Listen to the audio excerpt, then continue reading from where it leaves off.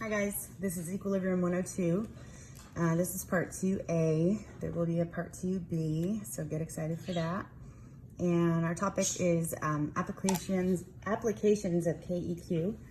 And I put a couple of suggested problems up here. We'll call this problem set 3.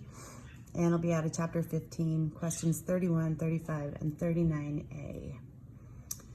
So the two applications that we're going to talk about are using KEQ to solve for an equilibrium, partial pressure, or concentration if you're given other partial pressures or concentrations at equilibrium.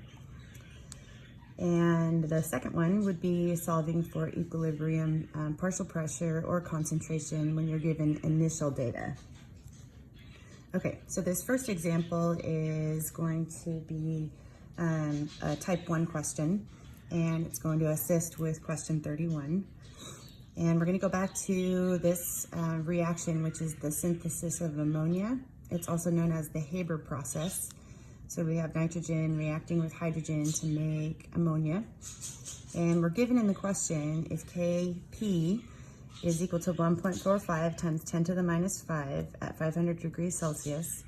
And an equilibrium mixture has partial pressure H2 equal to 0.928 atmospheres and partial pressure of N2 equal to 0.432 atmospheres. What is the partial pressure of the NH3?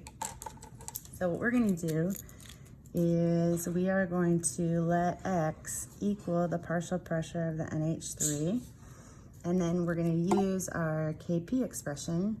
We know Kp equals the products raised to their power over the reactants raised to their power. So we have the partial pressure of NH3, and that is going to be raised to the second power because it's got a 2 in front of it. And then we'll have the partial pressure of the N2 and the partial pressure of the H2 raised to the third power because it has a 3 in front of it.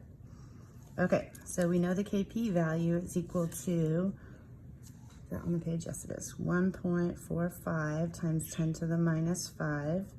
And that's going to be equal to our X, which is unknown, squared, over the partial pressure of the N2 that's given, 0.432. I'm going to back this up just a little bit.